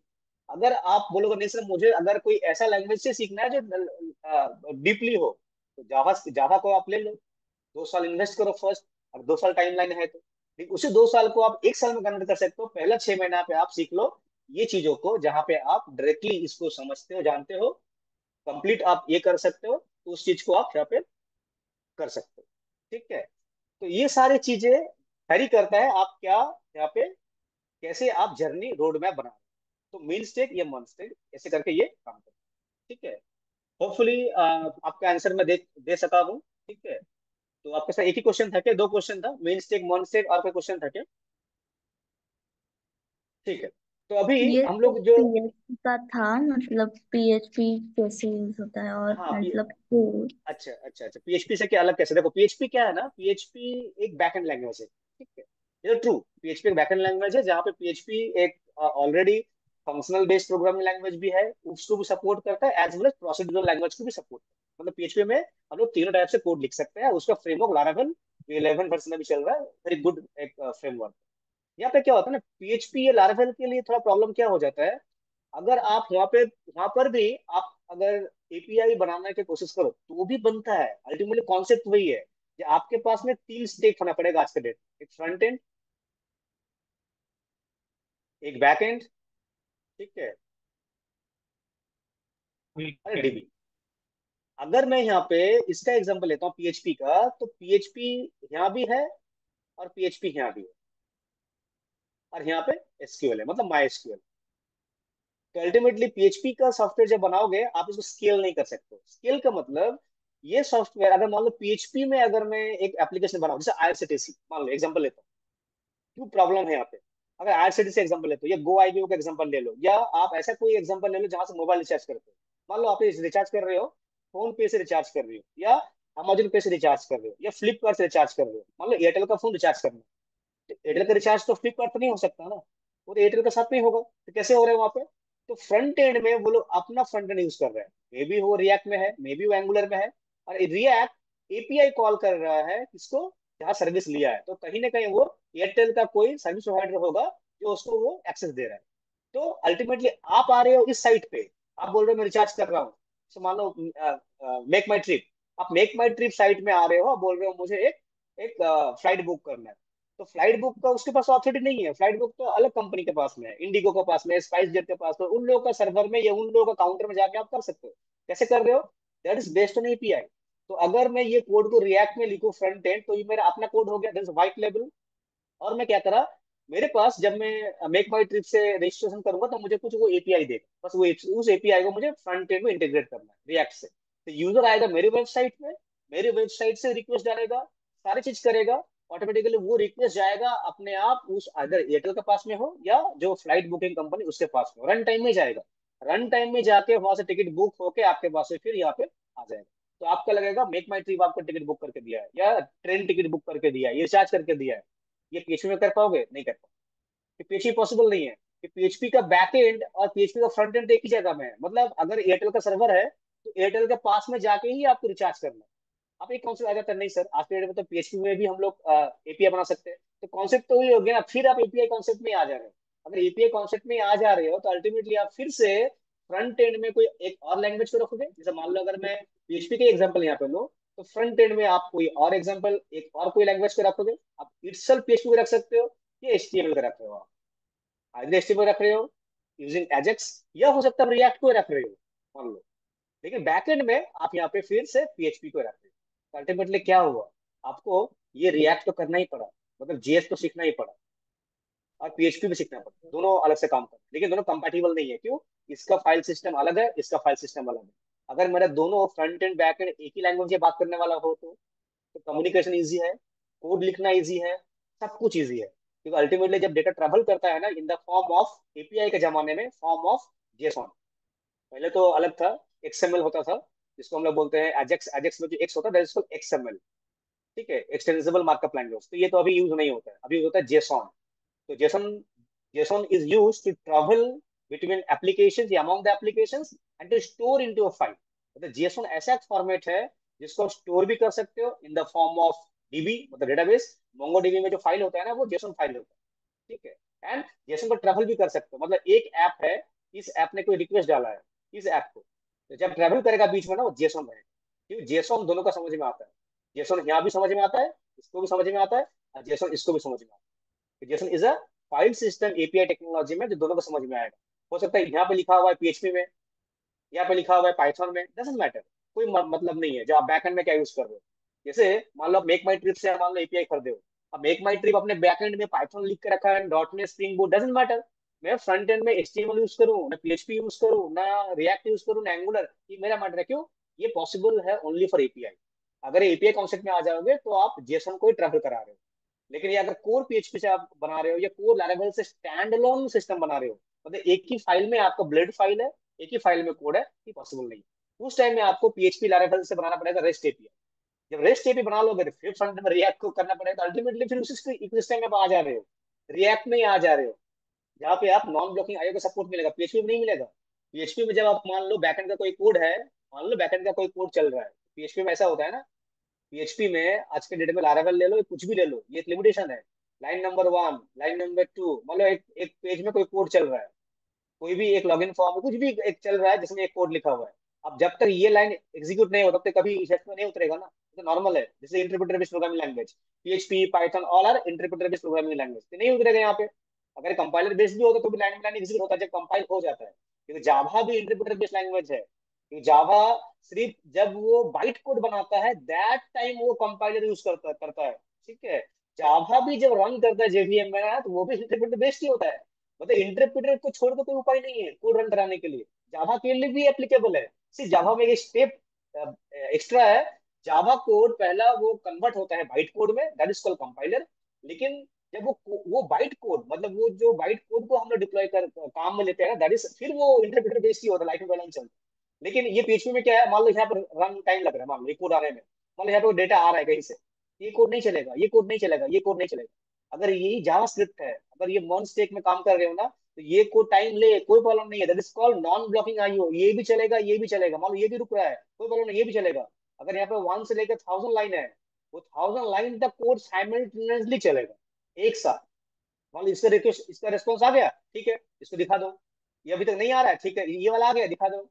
अगर इसका डेटा यहाँ पे लगेगा तो एसिंक वेट लगा दो, ये डेटा आने के बाद ये चलेगा जो डिपेंडेंट होगा। मान लो 2 नंबर में जो आउटपुट आएगा वो आउटपुट को मैं 4 नंबर में लेके आऊंगा, तो डेफिनेटली मैं 4 नंबर नहीं दिखा सकता जब तक 2 नंबर रिजॉल्व ना हो जाए, इसको बोलते हैं एसिंक वेट। मतलब ये वेट करे रहो, जब तक 2 नंबर आपको रिटर्न नहीं होता। लेकिन इसका मतलब ये नहीं है कि 5 नंबर नहीं चलेगा, 1 नंबर नहीं चलेगा, सब चलेगा। तो इससे क्या होगा, आपका परफॉर्मेंस बैकएंड का स्ट्रांग हो जाएगा। ये फीचर ही नॉन ब्लॉकिंग आई है। जावास्क्रिप्ट इतना पॉपुलरिटी होने का कारण नॉन ब्लॉकिंग, मतलब इनपुट आउटपुट। तो पीएचपी में भी कर सकते हो, लेकिन पीएचपी में आप इंडस्ट्री रेडी या एंटरप्राइज रेडी एप्लीकेशन बना नहीं सकते, क्योंकि अगर जब वहाँ पे बल्क में यूजर आ जाएंगे, तो पीएचपी के पास में मल्टी थ्रेडिंग कॉन्सेप्ट नहीं है, पीएचपी के पास में नॉन ब्लॉकिंग आईओ का कॉन्सेप्ट नहीं है। तो कोई लैंग्वेज में अगर डॉट नेट का बात करो, जावा का बात करो, तो वहाँ पे वो मल्टी थ्रेडिंग का कॉन्सेप्ट है, वो लोग थ्रेड को यूज करते हैं।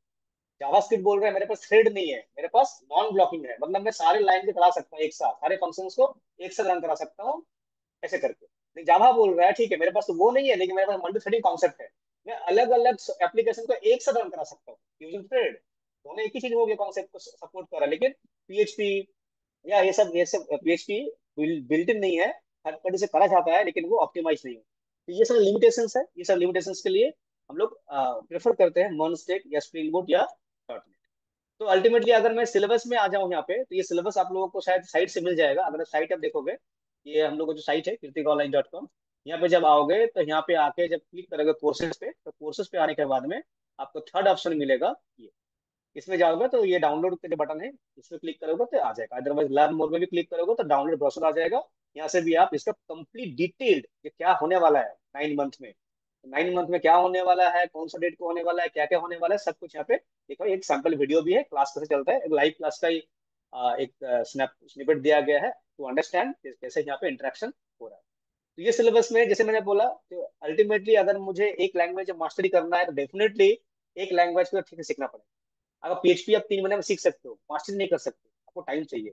लेकिन जब 3 महीना आप जावास्क्रिप्ट को सीखे, फिर उसी जावास्क्रिप्ट को 3 महीना रिएक्ट में सीखे, फिर उसी जावास्क्रिप्ट को आप 3 महीना फिर से एक्सप्रेस में सीखे, तो हर जगह आप जावास्क्रिप्ट जावास्क्रिप्ट जावास्क्रिप्ट। इसीलिए हम लोग फर्स्ट जो 3 महीना है, अगर यहाँ पे देखोगे आप इस स्ट्रक्चर को, तो यहाँ पे फर्स्ट 3 महीने का जो मॉड्यूल है, जैसे मॉड्यूल 1 जैसे एडवांस जावास्क्रिप्ट, ये 3 पार्ट में तोड़ा गया, मॉड्यूल 1, मॉड्यूल 2 एंड मॉड्यूल 3। यहाँ पे डिटेल्ड में जावास्क्रिप्ट जो आप ऑनलाइन पे या यूट्यूब में तो काफी सारे देखे होंगे कि 10 आवर्स में या 20 घंटा में 30 घंटा जो भी है। तो यहाँ पे तो अल्टीमेटली हम लोग 3 महीना पढ़ेंगे तो कितना जावास्क्रिप्ट डिटेल में समझेंगे, ये आप समझ सकते हैं। तो स्टार्ट होगा यहाँ पे वेरिएबल से। तो पहला 1-2 वीक पढ़ेंगे हम लोग जावास्क्रिप्ट फंडामेंटल, फिर जाके एडवांस जावास्क्रिप्ट को जो एसिंक्रोनस नेचर होता है, higher order function, call backs, asynchronous exception handling, जो भी बात कर रहा था, वो सारे कॉन्सेप्ट। 5-6 में होगा द प्योरली ऑब्जेक्ट ओरिएंटेड, इसको बोलते हैं क्लास बेस्ड, जहाँ पे क्लास बनता है, ऑब्जेक्ट बनता है। लेकिन डेफिनेटली ये मजा का बात है, जावास्क्रिप्ट ऊप्स को सपोर्ट करता है, बट ऊप्स बेस्ड नहीं है। जैसे Java is a oops based object oriented based या ऑब्जेक्ट बेस्ड प्रोग्रामिंग लैंग्वेज, लेकिन पीएचपी भी ऑब्जेक्ट ओरिएंटेड बेस्ड नहीं है, तो सपोर्ट करता है। पाइथन भी सपोर्ट करता है काफी हद तक, लेकिन JavaScript purely functional based programming language, जहाँ पे फंक्शन को ही प्रायोरिटी मिलता है, और फंक्शन बेस्ड को ही इसको बनाया गया था सिंस 2000 या 1997। तब से ये फंक्शनल बेस्ड है। जब हम लोग रिएक्ट पढ़ते हैं ना, तो रिएक्ट में आप हुक्स पढ़ोगे, तो hook is a form of function, सारे फंक्शंस है। क्लास बेस्ड को डिप्रिकेट कर दिया गया है, मतलब ऐसा लैंग्वेज जो क्लास को ही बोल रहा है डिप्रिकेट हो जाओ, क्योंकि वो काफी कॉम्प्लेक्स है और वो टाइम टेकन है, अंडरस्टैंडिंग प्रॉब्लम है।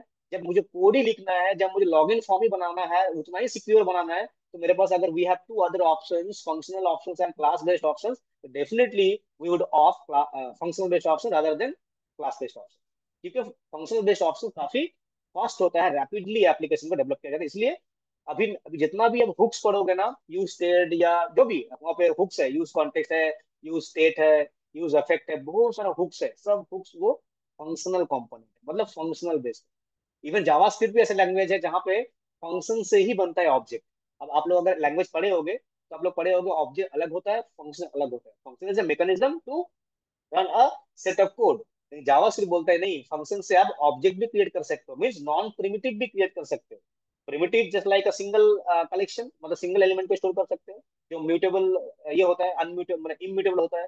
Object is a mutable element, mutable content, जहाँ पे हम लोग वहाँ पे एज ए ऑब्जेक्ट बहुत सारे एलिमेंट को रख सकते हैं। तो जावास्क्रिप्ट ये सारे फीचर है। तो ये इसको हम लोग मॉड्यूल 1, मॉड्यूल 2, मॉड्यूल 3 में कंप्लीटली पढ़ेंगे, सिर्फ जावास्क्रिप्ट जावास्क्रिप्ट जावास्क्रिप्ट। उसके बाद चले आएंगे हम लोग यहाँ पे, जब ये मॉड्यूल ये आ जाएगा यहाँ पे मॉड्यूल 2, मतलब जावास्क्रिप्ट का मॉड्यूल 3 है, 1 2 3। फिर जाकर मेन जो मॉड्यूल है रिएक्ट का, उसमें भी 3 महीने हम लोग रिएक्ट पढ़ेंगे। हालांकि रिएक्ट में इतना टाइम लगना नहीं चाहिए, लेकिन वही बात है कि हम लोग ऑलरेडी सिर्फ 2 ही ऐप बनाएंगे, बट थोड़ा डिटेल्ड में थोड़ा सा टाइम लेके पढ़ेंगे, तो ऐसा ऐसा ना हो कि एक बार पढ़ने के बाद फिर एक नया कोर्स खरीदना पड़े, ऐसा ना हो। एक ही कोर्स में अल्टीमेटली जावा स्क्रिप्ट को समझ पाए। जो आज का जावास्क्रिप्ट हो सकता लगेगा काफी हेवी था, उसमें प्रोटोटाइप क्या है, प्रोटो क्या है, प्रोटोटाइप इनहेरिटेंस क्या है, जावास्क्रिप्ट बोलते हैं prototype based programming language, console में चलता है। तो जावास्क्रिप्ट का बहुत सारे ब्यूटीज है वहाँ पे, उसको to make understand JavaScript very well, वो डिड एटलीस्ट 3 मंथ। फिर जावास्क्रिप्ट के बाद रिएक्ट जर्नी आएगा, फिर अनदर 3 मंथ्स रिएक्ट का कंप्लीट यूआई बनाएंगे हम लोग, कैसे जीएसएक्स काम करता है, कैसे फ्रंट एंड डिजाइन होता है, इस सारी चीजें। एंड अल्टीमेटली मॉड्यूल 3 में पढ़ेंगे हम लोग एक्सप्रेस एंड मोंगोडीबी, मतलब बैकएंड। तो पहला जावा स्क्रिप्ट को अंडरस्टैंड कर लिया फर्स्ट 3 मंथ पे, फिर जाके थोड़ा थोड़ा सा हम लोग फ्रंट एंड को बनाएंगे, फिर बैक एंड को बनाएंगे, फिर उसको साथ में रैप अप करेंगे हम लोग कंप्लीट ऐप। ये सारे करते हुए अच्छा, मैं थोड़ा सा पैसिंग में पेज में भी आऊंगा। ये सारे करते हुए ना, थोड़ा सा हम लोग को कोडिंग में सपोर्ट चाहिए कि कोड हम लोग करेंगे कैसे, क्योंकि काफी सारे कोड तो यूट्यूब में भी है। तो यहाँ पे फायदा क्या है, यहाँ पे फायदा ये है हम लोग कोड करने के लिए, यहाँ पे जो ऑलरेडी आप लोग को पता होगा, कोड जीपीटी का जो फोरो आता है, मतलब जो पेड वर्जन है प्रीमियम, जिसके लिए लगभग 2000 रुपीज मंथली पे करना पड़ता है, वो यहाँ पे हम लोग को पे नहीं करना है। जब तक आप कोर्स में एनरोल्ड हो, आप ये कोड जीपीटी के एक्सेस ले सकते हो, दैट इज बेस्ड ऑन फोरो एपीआई। आप यहाँ पे कोई भी स्निपेट लिखो, कोड लिखो, आपको यहाँ पे कोड लेके लिख के दे देगा, वो एचटीएमएल हो, सीएसएस हो, जावास्क्रिप्ट हो, या वहाँ पे रिएक्ट हो, एक्सप्रेस हो, कुछ भी हो। जस्ट लाइक एग्जांपल, मान लो मुझे एक कोड चाहिए, login form in HTML, just मैं एग्जांपल दे रहा हूँ, लॉगिन फॉर्म इन एचटीएमएल मुझे बना के दे दो, बस इतना ही लिख दिया उसको। तो बोला take deep breaths, your code is be generated. ये कंप्लीटली अनलिमिटेड प्रॉम्प्ट है, ड्यूरिंग कोर्स आप इसको यूज कर सकते हो। तो पूरा कोड ही मुझे ये लिख के दे दिया होगा। अभी अगर मैं ऊपर से आऊँ, तो पहले मैं लिखा था, फिर बोला creating a simple login page, ये है, कैसे कर सकते हो। एक एचटीएमएल का स्निपेट दिया है, ठीक है, यूजर ने पासवर्ड है यहाँ पे, उसके नीचे में कौन सा फील्ड क्या चीज करता है वो दिया है, उसका सीएसएस लिख के दे दिया है, कैसे सीएसएस उस पे लिखा जाएगा, ठीक है। और इसको फिर आप रन कराओगे तो रन कर जाएगा ये। एक एग्जांपल था, मतलब कोई भी कोड हो कंप्लीट ऐप को भी बनाने के लिए, ये सारे जो भी नोट्स हम लोग प्रोवाइड करते हैं, वो नोट्स भी एक डिजिटाइज फॉर्मेट में है यहाँ पे। दिस इज कोड सर, इसका भी एक्सेस अनलिमिटेड रहेगा। मतलब जो भी हम लोग नोट पढ़ेंगे सब यहाँ पे रखा हुआ है। आप गूगल जैसे सर्च करोगे, वो सारे नोट एंड कोड, जैसे मैं अगर मान लो एक ही एग्जांपल लेता हूँ यहाँ पे, मन मन क्रेड, एक एग्जाम लिख रहा हूँ, मन क्रेड, अगर यहाँ पे कुछ होगा, यहाँ पे कुछ नहीं है, ठीक है, पहले मन लिखता हूँ, MERN। तो यहाँ पे मन full stack web app basic CRUD project 1, बस एक ही है।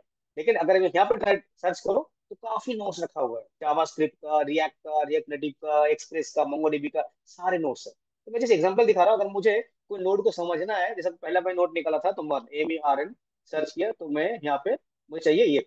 अब इस पे अगर मुझे एक बेसिक थ्रेड बनाना है, तो इसका पूरा थ्योरी लिखा हुआ है, क्या क्या चाहिए, इंस्टॉल करना है, ये कंप्लीट नोट्स है। मतलब इसको मैं पढ़ सकता हूँ ऑन द गो, मोबाइल में ही पढ़ सकता हूँ, और सारे कोड को यहाँ से मैं लिख भी सकता हूँ, रन भी कर सकता हूँ। कैसे? जैसे मान लो यहाँ पे नोट है, तो यहाँ पे सेटअप कैसे करना है, सेटअप के लिए ये है।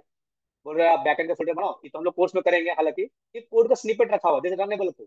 जस्ट यहाँ पे कॉपी कोड में क्लिक किया, आप जो भी आपका कोड एडिटर है, VS कोड जो भी हो, आप जाकर रन करेंगे। तो ये कोड लिखा कैसे गया है, क्या है, इसको समझना पड़ेगा ना। तो यहाँ पे ये जो नोट्स का जो प्रॉब्लम होता था, ये नोट्स क्या लिखना है, कोड कहाँ पे है, कौन सा कोड है, तो ये पूरा आपको बार बार सर्च नहीं करना है, जो बार बार जाओ कोड जीपीटी में सर्च करो, बार बार जाओ गूगल में सर्च करो, या स्टेक ओवरफ्लो में सर्च करो, ये सब मुझे सर्च नहीं करना होगा, ये सब मैं यहाँ से कर सकता हूँ। तो ये प्लेटफॉर्म हम लोग को मिलेगा, जो कोड को यहाँ पे मेंटेन करना है। कोई भी नोट्स हो, तो एवरी नोट्स यहाँ पे डॉक्यूमेंटेड है। आप खुद का भी नोट बनाओ, खुद का भी नोट लिखो, किसी का नोट को आप फॉलो करो, शेयर करो, कुछ भी कर सकते हो। यहाँ पे नोट, आपको सारे नोट अवेलेबल है आपका पूरा कोर्स के लिए, ठीक है। ये कोड जीपीटी बोला, जो ये एक्सेस है, इसके साथ में और भी कुछ फीचर्स है, जैसे जॉब पोर्टल का एक्सेस है, तो आप यहाँ पे अपना जॉब भी सर्च कर सकते हो। ये सारे प्रीमियम फीचर्स जो है, ये ऑलरेडी एक कोर्स के साथ में आते हैं, ठीक है। तो अभी कोड जीपीटी या कोड सर्च या आपका जॉब पोर्टल या कोड एडिटर ऑनलाइन, ये सारे फीचर्स है, इसमें तो इतना कुछ नहीं है आज के डेट में कर सकते।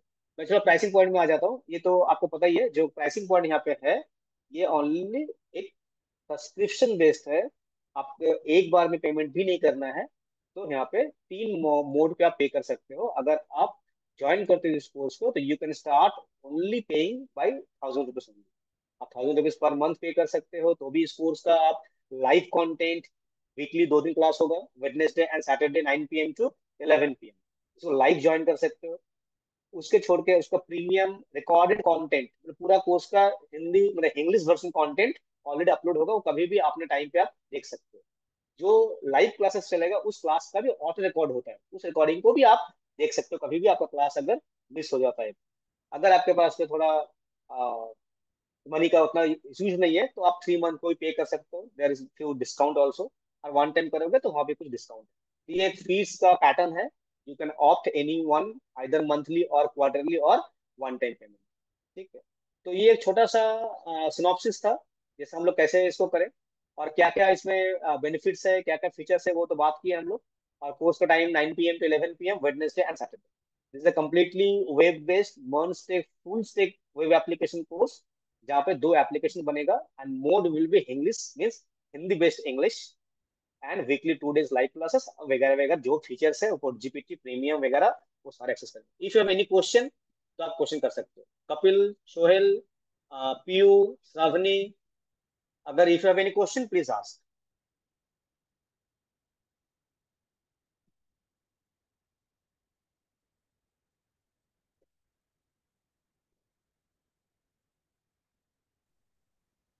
Anirban, are you there? As a fresher, we Yes. have to focus on which concept like MON. So as a final year student, so for our placements are going on. So which company? So we are confused about that. So can you explain? Okay, okay. Actually, now we have a lot of options. Like if you are a final year student or first year student, or whether you are a freelancer or anyone. तो अगर मैं ऐसे बोलूँ, if we opt a language or opt a framework to for our career or for our hello sir. college examinations. Okay. Sir So sir yes, sir Sohel, 1 minute. Yes, Sohel. Sir sir Hindi में थोड़ा बोलिए ना।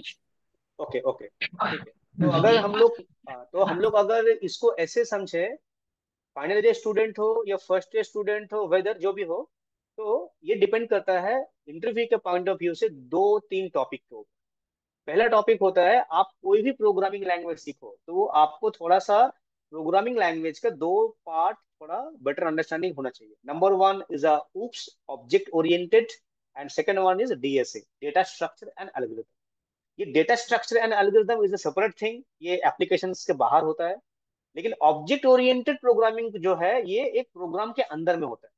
There are two different things, एक होता है programmer और एक होता है डेवलपर। ठीक है, ये दोनों अलग टर्म है, लेकिन डेवलपर और प्रोग्रामर में फर्क ये है, अगर आप इंटरव्यू पॉइंट ऑफ व्यू से पूछ रहे हो सर मुझे क्या करना चाहिए, तो आप पहले ही डिसाइड करो you would like to become a developer और you would like to become a programmer.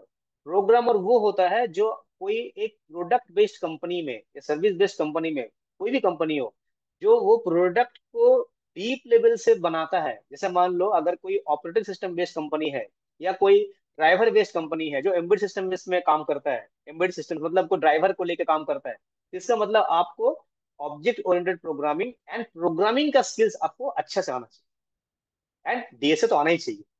अगर आप एक एप्लीकेशन बेस्ड कंपनी में जाना चाहते हो जहाँ पे एप्लीकेशन बनता है, मान लो वो वेब बेस्ड कंपनी है जहाँ पे सारे एप्लीकेशन बन रहा है, ईआरपी सॉफ्टवेयर बन रहा है या डिफरेंट डिफरेंट वेब एप्लीकेशंस बन रहा है, वहाँ पे आपको फ्रेमवर्क का नॉलेज ज्यादा चाहिए, क्योंकि उनको सिर्फ चाहिए आप प्रोग्राम सीख के आए हो, ठीक है, वेल एंड गुड, बट आपको तो डेवलप करना है। डेवलपर मतलब होता है एक प्रोग्रामर जो मेथड फंक्शंस को डेवलप करते हैं उसको यूज करता है डेवलपर। ठीक है, डेवलपर उसको यूज करके टू बिल्ड एप्लीकेशन। जैसे जो पाइथन को डिजाइन किया है ना, they are not developer, they are programmer. ठीक है, लेकिन आप पाइथन को यूज करके आप एक ऐप बनाए हो, यू आर डेवलपर। जो पाइथन को बनाया दिस इज प्रोग्रामर। तो आप यहाँ पे दो चीज को फोकस कर सकते हो, आइदर डीएसए, कोई भी लैंग्वेज ले लो, जावा स्क्रिप्ट में भी डीएसए समझ सकते हो, जावा में भी डीएसए समझ सकते हो, एंड सी प्लस प्लस में भी। तो अगर आप उस पॉइंट से पूछो तो अगर डीएसए पढ़ना है तो you opt for C plus plus very well. C plus plus is very suitable language to understand DSA, data structure and algorithm. Java भी उससे बाद में आता है। अगर आप एंटरप्राइज एप्लीकेशन की बात करते हो, एप्लीकेशन मुझे बनाना है, क्योंकि Java is design for to develop web based application. Java को बनाया गया था वेब बेस्ड के लिए, मोबाइल बेस्ड के बनाने के लिए। तो वही काम तो मॉनस्टिक भी कर रहा है। तो मैं जावा से कंपेयर करूँ, स्प्रिंग बूट से कंपेयर करूँ, तो डेफिनेटली वी वुड ऑप्ट मॉनस्टिक। आपको सिर्फ ये कंपेयर करना है, आप अगर मॉनस्टिक के साथ में अदर कोई लैंग्वेज को प्रेफर करोगे। देखो लैंग्वेज सीखना this is a separate thing. आपको सी आता है, C++ आता है, जावा आता है, वेरी गुड। बट आप उससे एप्लीकेशन नहीं बना सकते हो। एप्लीकेशन बनाने के लिए हाँ कौन सा एप्लीकेशन बनता है, लेकिन वेब एप्लीकेशन, मोबाइल एप्लीकेशन बनाने के लिए you need to learn a framework. वो फ्रेमवर्क कोई ना कोई लैंग्वेज के थ्रू से आता है। इधर वो आएगा जावा से, या जावा स्क्रिप्ट से, या वो आएगा PHP से, वो आएगा पाइथन से। तो अभी आपको तय करना है, अब if you would like to become a developer, web based developer, या ऐसा कोई डेवलपर जहाँ पे ये टेक्नोलॉजी फ्रेमवर्क यूज होता है, मेनली वेब बेस्ड डेवलपर। तो आप C++ सीख के तो वेब डेवलपर नहीं बन पाओगे, वो प्रोस्पेक्ट ही नहीं है, नंबर वन। नंबर टू, आप कोर जावा सीख के भी कर सकते हो। मैं जावा का भी अल्टीमेटली उद्देश्य, ये मोटो डेवलपमेंट ही है। तो जर्नी लंबा है। पीएचपी तो सुटेबल नहीं होता है एंटरप्राइज के लिए। Python is not design for web development. क्यों, पाइथन से मोबाइल ऐप भी बनता है। वहाँ पे कीवी बोल के एक लाइब्रेरी है, लेकिन वो पॉपुलर नहीं है, आपने नाम भी नहीं सुना होगा। ठीक है, आपने नाम सुना होगा फ्लटर का, नाम सुना होगा कॉटलिन का, नाम सुना होगा अपने रिएक्ट नेटिव का, क्योंकि पॉपुलर है, डिमांडिंग है, ट्रेंडिंग है। तो वैसे ही अगर आपको लगता है for in terms of interview clearance या एक प्लेसमेंट के हिसाब से, तो पहला दो टॉपिक तो आपको कोई भी लैंग्वेज हो, जावा स्क्रिप्ट हो या जावा हो या मर्न स्टैक हो या मीन स्टैक हो, you need to know very well DSA and object oriented programming. अरे हमारे इस कोर्स में ऑब्जेक्ट ओरिएंटेड प्रोग्रामिंग तो भरा पड़ा है, एक महीना हम लोग तो सिर्फ इसमें ऊप्स ही पढ़ेंगे। लेकिन यहाँ पर DSA नहीं है। तो DSA पार्ट डेवलपर के लिए जरूरी नहीं होता है, तो वो पार्ट अलग से जरूरी होता है। तो आप उसको कवर कर सकते हो अगर आपको इंटरव्यू के लिए चाहिए तो। अदरवाइज अगर मैं ऑप्ट करूँ, जो मुझे कौन सा ऑप्ट करना है, तो सारे लैंग्वेज में आज के डेट में अगर आपके पास में टाइम है तो ऑप्ट करो जावा को। 2 साल एटलीस्ट टाइम लगेगा। डॉटनेट में भी उतना ही टाइम लग सकता है। लेकिन उसी को थोड़ा सा शॉर्ट टाइम पे अगर मुझे उतना ही नॉलेज को गेन करना है, वेब डेवलपर भी बनना है और एक लैंग्वेज को डीपली सीखना है, तो ऑप्ट करो आइदर मीन स्टेप और मर्ज। दोनों सेम है, मीन मन में कोई फर्क नहीं है। आप तो पहले जावास्क्रिप्ट सीखोगे, अगर एंगुलर भी पढ़ोगे तो जावास्क्रिप्ट सीखोगे, फिर सीखोगे टाइप स्क्रिप्ट, फिर सीखोगे आप एंगुलर। अच्छा यहाँ पे क्या होगा, आप सीखोगे जावास्क्रिप्ट, फिर डायरेक्टली सीखोगे आप यहाँ पे रिएक्ट और एक्सप्रेस। तो ये फर्क। यस सोहेल, बोलो क्या बोल रहे थे। मैं वही बोल रहा था, हिंदी में बोलना ठीक बोल दिया। Okay okay thank you. Okay, ठीक है। अगर और कोई क्वेश्चन है तो प्लीज आस्क। तो मेरा यही एक मैसेज रहेगा, अगर if you like to become a developer in upcoming future, अगर आपको डेवलपर बनना है, अगर आपको ऐप बनाने के इंडस्ट्री में आना है, वो वेब ऐप हो, मोबाइल ऐप हो, डेस्कटॉप ऐप हो, ये 3 टाइप का ऐप बनता है। और चौथा जो ऐप होता है वो होता है ऑपरेटिंग सिस्टम। तो उसके लिए आपको प्रोग्रामिंग को एकदम इन डेप्थ जाना है, तो वो इस ऐप के देख और देखना ही नहीं है। बट अगर आप एक प्रोडक्ट कंपनी में जाते हो, जैसे जो भी कंपनियां इसे सर्विस प्रोवाइड करती है, तो अल्टीमेटली आपको फ्रेमवर्क को आना चाहिए। ठीक है, उस हिसाब से यू कैन ऑप्ट मोनस्टेक प्राइमरीली। अगर आपको कोई लैंग्वेज आता है पहले से, PHP आता है, जेंगो आता है, तो वो आपको एनहांस करेगा इसको और अच्छे से समझने के लिए। अदरवाइज स्क्रैच से हम लोग जावास्क्रिप्ट को यहाँ पे कवर करेंगे, तो यहाँ पे कवर जो होगा वो स्क्रैच से ही होगा। ओनली 3 मंथ्स हम लोग तो कवर करेंगे जावास्क्रिप्ट को। वो 3 महीना भी एनफ नहीं होता है, लेकिन 3 महीना अगर मैं किसी लैंग्वेज में दे रहा हूँ ना, तो वही 3 महीना फिर आने वाला 3 महीना या आने वाला 6 महीने में कहीं ना कहीं लिंक होगा रिएक्ट के साथ में, एक्सप्रेस के साथ में। जो अच्छा, जो ऑब्जेक्ट था वो इसी को बोलते हैं, जो एरे था उसको ये बोलते हैं। वो जो चीजें हम लोग पढ़े थे प्रोटोटाइप, यहाँ पे होता है क्लास। तो ये सारे कॉन्सेप्ट कहीं ना कहीं वो समझ में आ जाएगा। लेकिन अगर उसी चीज को अलग अलग कर दो ना, फ्रंट एंड को अलग कर दिए, PHP को अलग कर दिए, तो चीजें अलग अलग है। PHP का कॉन्सेप्ट अलग है, PHP में ऑब्जेक्ट नहीं होता है, मतलब डायरेक्टली ऑब्जेक्ट नहीं होता है। वहाँ पे एरे होता है, इंडेक्स एरे होता है, एसोसिएटिव एरे होता है, ऑब्जेक्ट वहाँ पे क्लास करके बनाया जाता है। जावास्क्रिप्ट बोल रहा है भाई मेरे पास तो डायरेक्टली ऑब्जेक्ट बना सकते हो, क्लास बेस्ड भी होता है, डायरेक्टली होता है। मतलब ये object can be created using constructor function as well as object literal and using a class। मतलब क्लास से भी बना लो ऑब्जेक्ट, ऑब्जेक्ट से बना लो ऑब्जेक्ट, और फंक्शन से बना लो ऑब्जेक्ट। जावास्क्रिप्ट आपको तीन तीन उपाय या तीन तीन वे दे रहा है, अगर लैंग्वेज में ऐसा नहीं है। तो ऐसा ही जब एक लैंग्वेज को सीखते हो ना, तो एक लैंग्वेज को सीखने के लिए वो थोड़ा सा आपको डेप्थ में जाना एक पॉसिबिलिटी क्रिएट कर देता है, जो अदर अदर फ्रेमवर्क में नहीं होता है। आप 3 महीने का PHP पढ़ के अगर उसको फिर से डीपली ना जाओ, तो PHP को 3 महीने बाद भूल भी जाओगे, PHP काम में भी नहीं आएगा। लेकिन उसे जावास्क्रिप्ट को अगर पढ़ लिए, तो जावास्क्रिप्ट तो आप जावास्क्रिप्ट में भी काम कर रहे हो, तो आपको वही फंक्शन, वही मेथड, वही एरे, वही ऑब्जेक्ट, उसी ट्राई कैच एक्सेप्शन हैंडलिंग, वही एसिंक अवेट, बस वही एरो फंक्शन, उसी को आप एक्सप्रेस में भी यूज कर रहे हो, उसी को रिएक्ट में यूज कर रहे हो, कहीं भी यूज कर रहे हो, तो एक ही चीज की यूज कर रहे हो। तो इसमें क्या होगा, आपका एक्सपर्टाइज लेवल इन डेप्थ हो जाएगा। अब उसके साथ साथ आप ऑब्जेक्ट ओरिएंटेड को भी पढ़ ले रहे हो। अगर आप DSA को थोड़ा पढ़ लेते हो, तो फिर तो कंप्लीट पैकेज बन गया फॉर द, मतलब इंटरव्यू पर्पज के लिए भी हो गया। आपको DSA आता है, ऊप्स आता है, एज वेल एज आपको एक मॉडर्न लैंग्वेज का फ्रेमवर्क आता है, जो दिस इज कॉल्ड मॉन्स। ठीक है, आई थिंक सारे क्वेश्चंस तो कवर हुए हैं। अगर क्वेश्चंस अगर है तो आप लोग कॉल करें इस नंबर पे। एक नंबर तो यहाँ पे हम लोग का जो एडमिन का नंबर है, एडमिन का नंबर आपको दिख रहा होगा यहाँ पे। ठीक है, 2 नंबर है, इस दोनों नंबर में कोई भी आप व्हाट्सएप करो या कॉल कर लो। तो आपका कोई भी क्वायरी हो कोर्स को लेके, कोर्स का कंटेंट को लेके, बैच को लेके, बैच का टाइमिंग को लेके, फीस को लेके, प्रोस्पेक्ट को लेके, जॉब को लेके, प्लेसमेंट लेके, if you have any questions जो अभी मन में नहीं आ रहा है पूछ सकते हो। You can ask through our WhatsApp group any time, anywhere. कभी भी कहीं से भी आप व्हाट्सएप ग्रुप पे एक्सेस कर सकते हो। हम लोग खुशी होगा आपको रिप्लाई करना। Okay then, thank you very much. I think Anirban, are you there? Thank Yeah, okay then, should you close? yeah. Okay, okay then, thank you everyone, thank you, good night.